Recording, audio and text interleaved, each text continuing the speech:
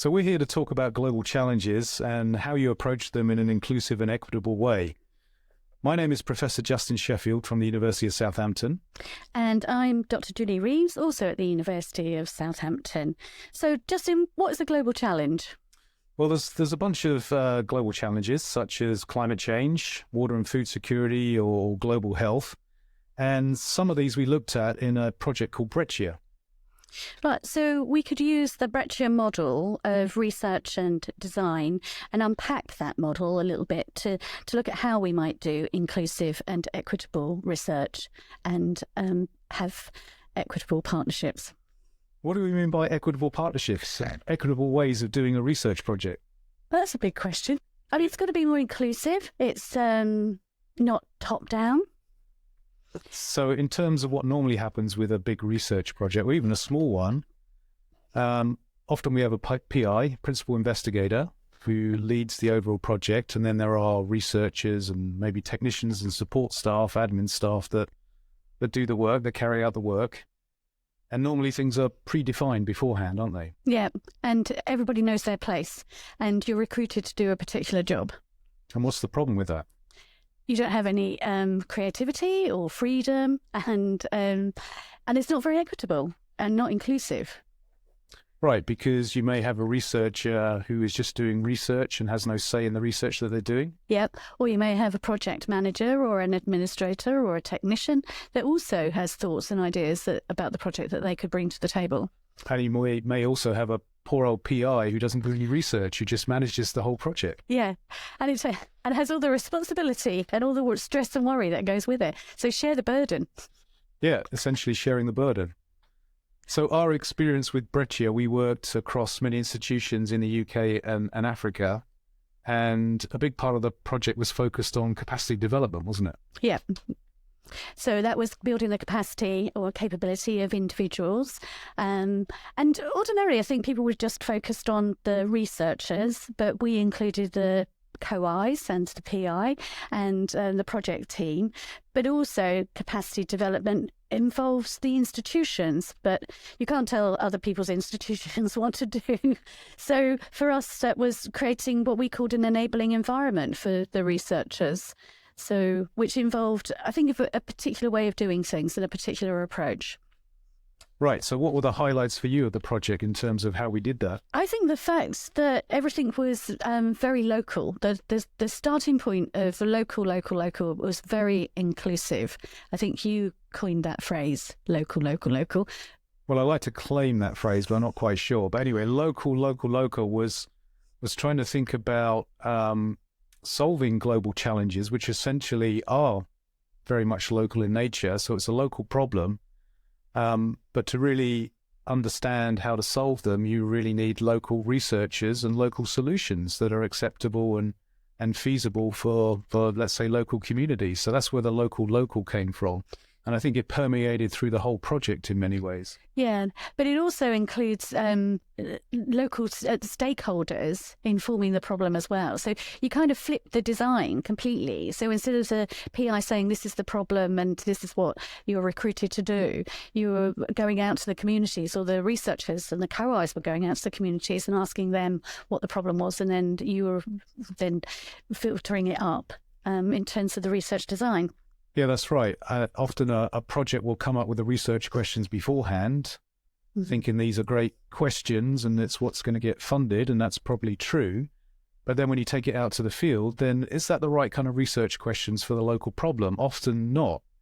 So with the project, we perhaps had the luxury of a little bit extra time that we could actually go out to the stakeholders as part of the project to actually get their feedback on what was the challenge and what was the possible solution. And that led to the kind of local. So flipping the idea around as developing the research questions within the project rather than before the project started. Which is where the small research projects came from. So everyone had the opportunity to do a small research project, which actually is very agile and flexible, if you think about it. Yeah, I think it is. Yeah, because it was a fairly large project, we were able to essentially distribute the research across the researchers, the early career researchers, the postdocs and the PhD students and the younger co-Is as well, to enable them to actually become a mini PI, mini principal investigator, to develop their own local project that was still connected across the project themes, but allowed them to develop the ideas, to think about the budget and the resources needed, and to actually carry out and be accountable for the research that they did, and then eventually bring that together across the whole project afterwards. But it was also very good for individuals as well, and in being inclusive. I think, as one of our researchers put it, usually the research objectives of the consortium are predefined, and that it's unusual for researchers, I think particularly perhaps, in other countries, to have that opportunity to design their own research projects.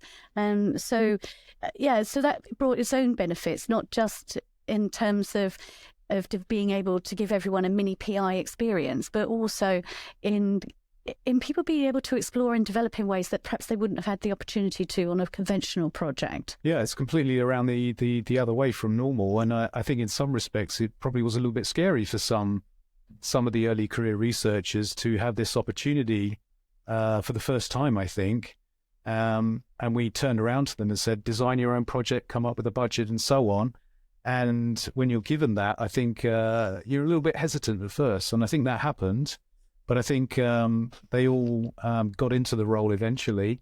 And I think they found there was huge benefits from taking on that responsibility and actually leading all aspects of the project. Definitely. I'm going to throw you a question. Was it scary for you as a PI? I think it very much was, because I was very much used to the idea of a project being predefined, and you have work packages and objectives and deliverables and milestones. And then we turned it around, and it was much more agile and loose, should I say, and not quite sure where it was all going, so quite kind of scary for the PI, from the PI perspective as well. But then saw the value in this approach towards the middle and end of the project, when you saw that the early career researchers and the co-Is were really learning a lot and actually probably doing better research in the end. I think that they felt more connected to and in charge of, they had that responsibility for the research as well. Yeah, so more productive in an unorthodox way. Yeah, I think more productive, happy and productive, I think you could encapsulate it as. So having that leadership role, but also enveloped within the broader project. So I had the support as well. So we had the capacity development and training that supported people to do that. So it wasn't like they were thrown completely in the deep end, saying, come back in 2 years' time with your results. They were supported through that journey as well, which I think was really, really important for them. Yeah. And I think that says something about the leadership of the project. A particular type of leadership is required. I mean, apart from, being able to go with that flow and trusting the process, I guess. Yeah, I think you need to, I think we try to make the project as flat as possible. So obviously you've got to have people in charge and to be ultimately accountable and to design things at a certain level, but also to try to give people as much experience in leadership within the governance structure of quite a large project. And I think that was really valuable to everyone. So trying to make it as flat as possible. You can't make it completely flat. You actually need some kind of structure there, some kind of governance there and accountability. But giving people the experience to take on, as an ECR, taking on leadership of a large chunk of the project is very valuable, I think. Yeah, hugely beneficial. And do you think all research projects could introduce a portion of that for their... BRECcIA was unique because the whole of the project, more or less, was based on those small research projects and that distributed model. But I can imagine that's not necessarily appropriate for all projects. But do you think a portion of that could be introduced into other kinds of projects? I think so, and I think there should be. You could imagine giving, postdocs 10% of their time for taking on leadership of aspects of the work. The bigger the project and the longer it is, I think the more flexibility you have to do these kind of things, take these kind of approaches. The smaller size and duration of a project, it becomes a bit more difficult because you have much more predefined specific goals and objectives in mind. But actually allocating a bit of people's time to take on something else rather than just doing the research, I think would be really important, I think, and feasible. Yeah, and great to see the way that people grew personally and professionally, I think, over the period of the project. There was a really nice, I think, I'm not sure if I get this quotation right, but where somebody reported that they'd learned not just to do research, but also how to manage research. Yeah, I mean, managing research is something that we either ignore, maybe we ignore it because we don't like doing it, but managing it is really important, and it's something that ECRs, early career researchers, don't have much experience of.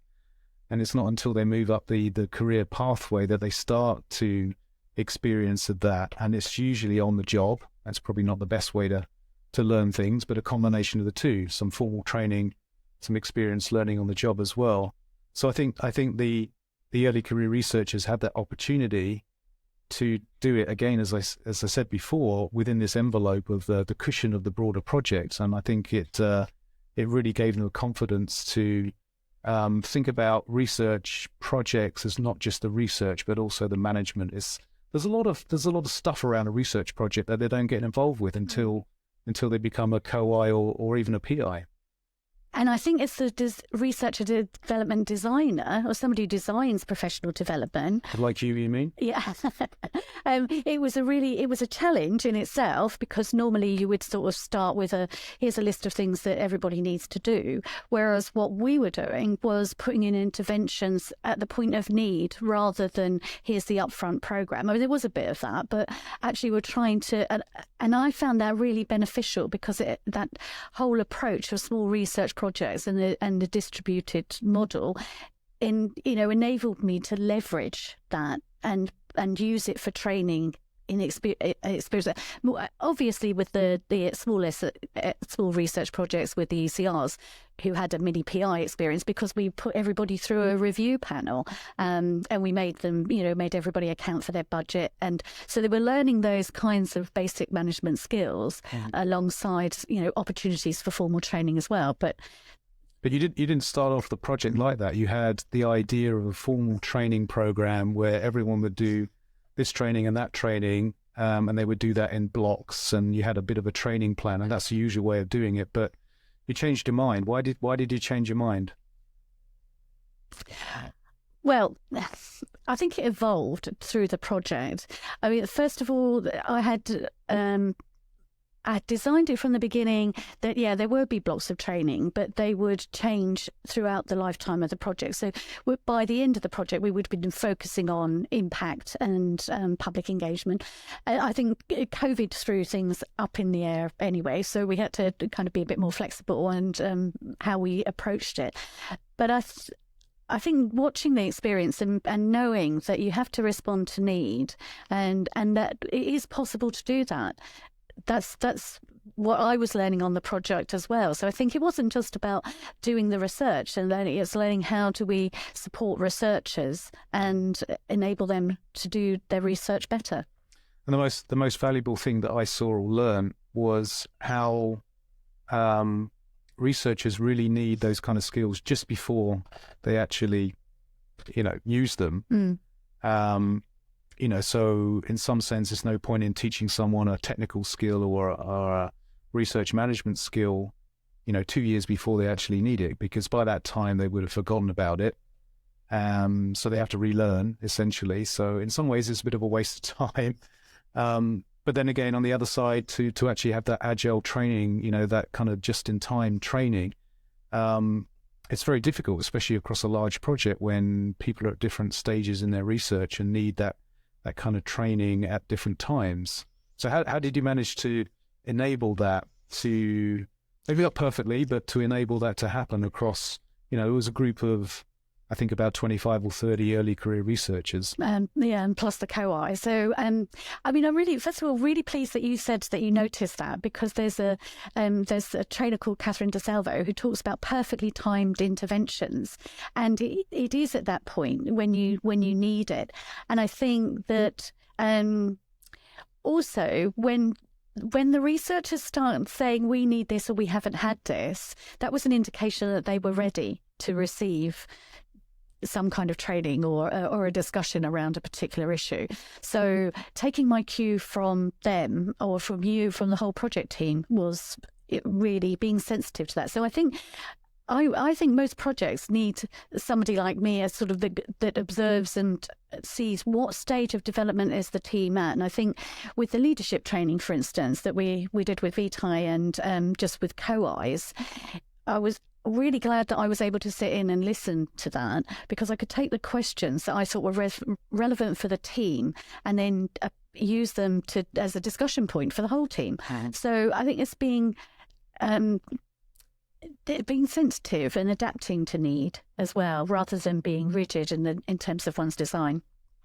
Yeah, so how do you actually sell that to the funder or everyone else who's investing in this, that you need this agile approach, and it's quite difficult to convey in some sense because you're embedded in the project and you're watching what's going on, and then you're intervening when needed?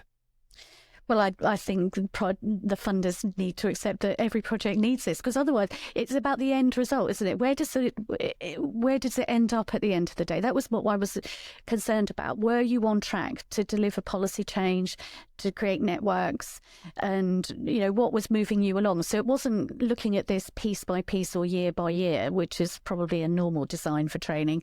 It was looking at the overall trajectory of the team and where it was headed. And I think any funder would be interested in that, or should be. You didn't do all the training by yourself. I mean, one thing that came out of the project was the expertise and experience and skills right across the project that we leveraged. Yeah. I mean, I think that's another part of the inclusivity of BRECcIA. I never intended to do all the training. We had external consultants and contributors as well. But I think the real thing is to sort of say everybody in a team has expertise and knowledge, and they bring that to this. So we had a database of expertise, and the idea that, well, it was a little bit of a slogan, wasn't it? That everyone puts in and everyone takes out. And that included the project management team and administrative staff and other people. We didn't force them to do that. It was an option. But I think you need to look more broadly at who can contribute and what they can bring to tell each other or share with each other. Yeah, that's something that really struck me, was the breadth and depth of knowledge and experience that we had right across the project. Right from across all the ECRs, there was quite a number, so there was quite diversity there. And they all brought something a little bit different. The project management team, so the administrators, the project manager, right across the board, all had something to bring, but also they learnt a lot as well. And often you find when you talk to admin staff especially, they feel like they are just admin staff, but they're working in a team and they actually can contribute quite a lot beyond, the function of the job. And that happened with BRECcIA, and I think it was really interesting to see their perspective on the research, and they actually got involved with the research as well, and they actually came to all the meetings and were part of the team. And I think that made it for a much richer, diverse, inclusive experience.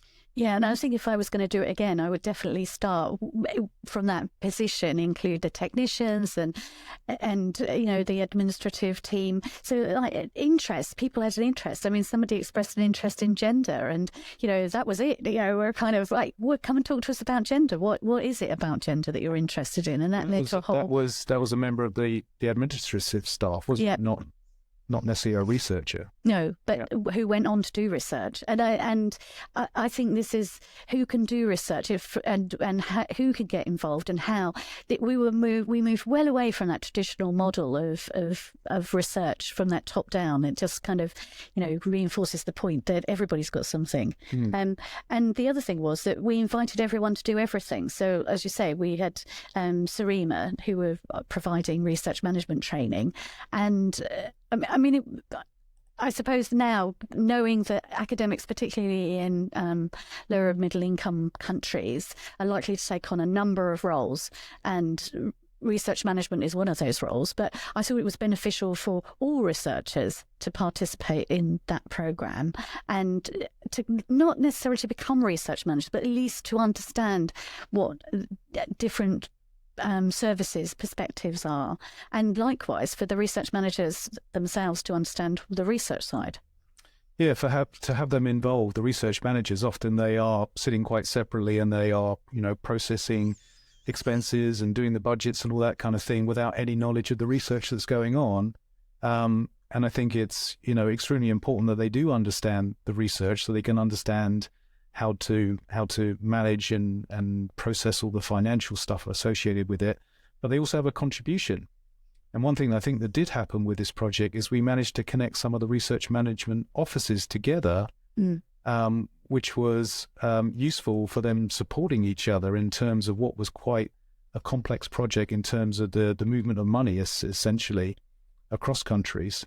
And some of them hadn't done that before. So it was important to have that kind of community spirit almost, that they could learn from each other on how best to do these things, but also to get involved and come to meetings, the research meetings, so they could actually understand what was going on and contribute and better understand how they could do their jobs as well. And that two-way process wasn't top down, it was a very flat. We learned as much in the UK about how processes work in Kenya and Ghana and Malawi, as much as everybody learned from us. I think that piece I think was really valuable, and we could do a lot more with that. Yeah, I think so. There's a lot of assumptions about how things work in other institutions in other countries. I mean, the UK, we all kind of do things in a similar kind of way, sometimes different, that causes problems, but essentially, certainly across countries, things are done very differently, and that causes a lot of problems. And if we assume that it's done the same way as us, then we've got a lot to learn. So we learn a lot of lessons from those networks of research managers and administrative staff who were really helping everyone to understand how things are done and also how to improve as well.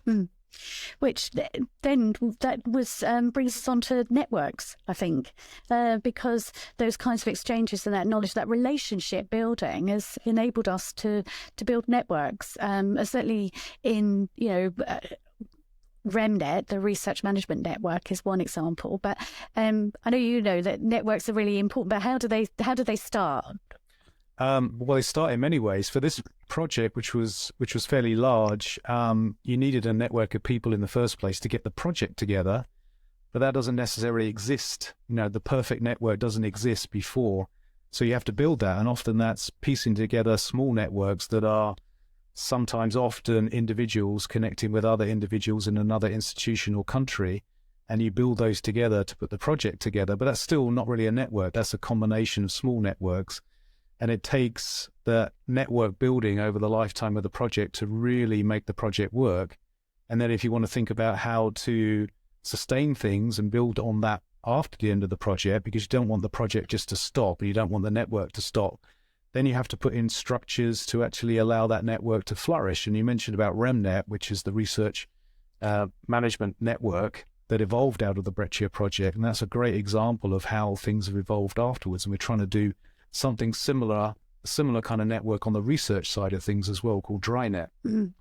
So it's interesting then that those two, sort of that whole network approach, it's not just about the research, but it's also about the capacity development. So that broader enabling environment that we kind of talked about, it's what's needed for the research and what's needed at the institutional level and what's needed for individuals and teams and administrators. There's a whole lot of stuff going on there. Everyone needs to be networked in many different ways, and that network needs to be as kind of as flat as possible and as inclusive and diverse as possible, for all the reasons that we know that make things stronger and better.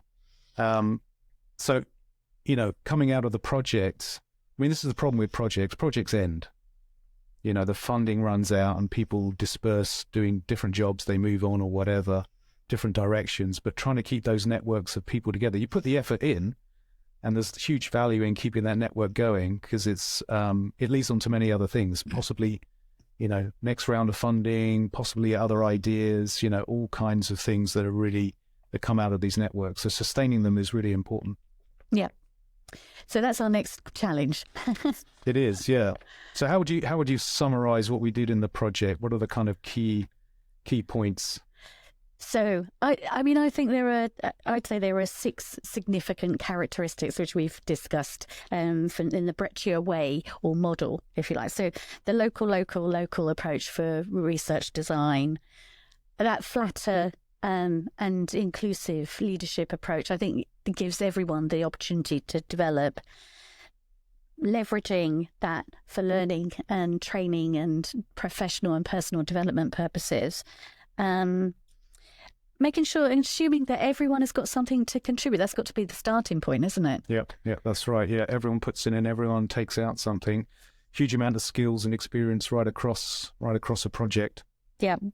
And also making sure that there are mechanisms so that everybody gets involved and feels a part of the team. So give everyone the opportunity to do everything or contribute or get involved. Yeah, it's a wider view of the team. So normally we think about teams of researchers. Yeah. And maybe, co-Is and a PI, but the team is much broader than that. And it's the stakeholders as well, the people that the research you would hope would be affecting, so the team is much broader. Yep. And then finally, the network. Yes, yeah, lots of networks. So starting with networks, developing those networks and then sustaining those networks is really important as well. Anything you'd like to add? Well, thank you, Julie, for the nice conversation. Oh, thank you, Really Justin. interesting. Yeah, thank you.